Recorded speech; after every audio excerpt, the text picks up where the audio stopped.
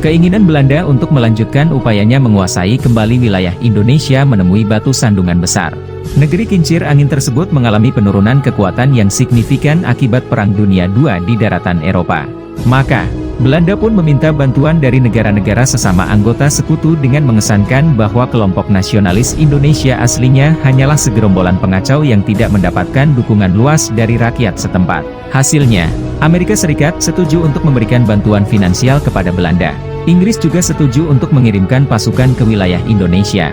Sementara itu di Indonesia sendiri, rakyat setempat masih dilanda euforia pasca proklamasi kemerdekaan. Silahkan tonton selengkapnya melalui video ini hingga selesai. Dan jangan lupa sempatkan untuk menekan tombol subscribe agar tidak ketinggalan video-video kami berikutnya. Memasuki awal Oktober 1945, Surabaya diwarnai oleh aksi-aksi penyerangan yang dilakukan oleh pasukan milisi Indonesia terhadap pasukan Jepang yang menolak menyerahkan persenjataan miliknya. Tanggal 25 Oktober, pasukan Inggris yang dipimpin oleh Brigadir Jenderal Malabi akhirnya tiba di Surabaya untuk mengevakuasi tawanan perang, menduduki bangunan-bangunan penting di Surabaya, dan melucuti persenjataan Jepang serta milisi Indonesia.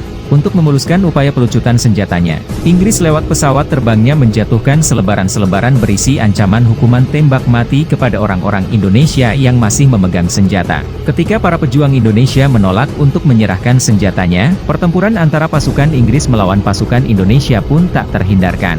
Pertempuran berjalan berat sebelah karena 6.000 tentara Inggris harus melawan 20.000 anggota Tentara Keamanan Rakyat Indonesia yang baru dibentuk beserta 100.000 milisi pendukungnya. Sadar bahwa mereka kalah jumlah dalam pertempuran tersebut, Inggris pun meminta Soekarno dan Hatta datang ke Surabaya untuk berunding. Perundingan tersebut berjalan relatif lancar dan gencatan senjata berhasil dicapai pada tanggal 30 Oktober 1945. Kondisi di Surabaya sendiri masih belum benar-benar aman karena tidak semua anggota pasukan yang bertikai sudah mengetahui berita mengenai gencatan senjata yang baru dicapai. Saat Malabi sedang berkeliling untuk menyampaikan berita mengenai gencatan senjata kepada anak-anak buahnya, mobil yang ia tumpangi dicegat oleh beberapa milisi Indonesia. Salah satu milisi Indonesia menembak Malabi yang sedang duduk di kursi belakang mobilnya. Tentara Inggris yang sedang bersama Malabi lantas membalasnya dengan melemparkan granat ke arah sang penembak. Namun naas, ledakan dari granat tersebut malah membakar bagian belakang dari mobil sehingga Malabi tewas terpanggang di dalamnya. Berita kematian Malabi langsung membuat pemerintah Inggris murka.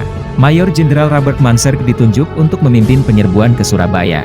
Bala bantuan yang mencakup puluhan ribu tentara, pesawat pembom, dan kapal perang dikirim untuk mendukung penyerbuan yang dimaksud.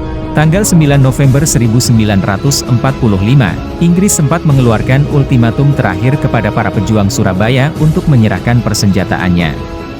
Namun alih-alih menuruti keinginan Inggris, para pejuang Surabaya yang dikomandoi Bung Tomo lewat siaran radio memilih untuk berjuang hingga titik darah penghabisan. Selama banteng-banteng Indonesia masih mempunyai darah merah yang dapat membuat getaris kain putih, merah dan putih, maka selama itu tidak akan kita mau menyerah kepada siapapun juga. Saudara-saudara rakyat Surabaya, siaplah! Keadaan genting. Allahu Akbar, Allahu Akbar, Allahu Akbar. Merdeka! Tanggal 10 November pagi, ketika batas waktu menyerah yang ditetapkan oleh pihak Inggris sudah lewat, Inggris pun memulai serangan besar-besarannya ke kota Surabaya. Bom demi bom dijatuhkan oleh pesawat-pesawat Inggris di atas kota Surabaya. Sementara dari laut, kapal-kapal perang Inggris melepaskan tembakannya secara bertubi-tubi. Gedung-gedung di Surabaya mulai rontok satu demi satu dan reruntuhannya merenggut nyawa dari orang-orang yang sedang ada di bawahnya. Tak lama kemudian, pasukan Inggris yang bersenjata lengkap dan didukung oleh kendaraan tempur termutakhirnya mulai memasuki jalanan kota Surabaya. Waktu terus berlalu dan pertempuran terus berjalan. Di atas kertas, pasukan Inggris nampaknya akan menang mudah karena mereka memang lebih unggul dalam hal kualitas persenjataan dan pengalaman tempur. Namun, hal tersebut nyatanya tetap tidak mengejutkan nyali dari para pejuang Indonesia yang memilih untuk tetap melakukan perlawanan mati-matian dengan persenjataan seadanya. Suara ledakan bom dan letupan senjata api pecah di mana-mana. Mayat-mayat mulai bergelimpangan. Surabaya luluh lantak dan dipenuhi puing-puing bangunan. Sesudah melalui pertempuran sengit selama 3 minggu, Surabaya akhirnya jatuh ke tangan pihak Inggris. Pertempuran Surabaya mengakibatkan Indonesia harus kehilangan 16.000 pejuangnya, sementara di pihak Inggris, mereka hanya perlu menanggung korban tewas sebanyak 2.000 jiwa. Pertempuran tersebut juga mengakibatkan 200.000 penduduk Surabaya terpaksa mengungsi keluar kota. Walaupun Indonesia harus menanggung kerugian yang sama sekali tidak ringan, pertempuran di Surabaya juga sukses membuka mata dunia dan menghapus pandangan yang menganggap bahwa kelompok nasionalis Indonesia tidak memiliki dukungan luas dari rakyat setempat. Buntutnya, pasca pertempuran ini Inggris enggan melibatkan diri lebih jauh dalam konflik pasca proklamasi kemerdekaan Indonesia. Kini, tanggal 10 November diperingati setiap tahunnya di Indonesia sebagai Hari Pahlawan.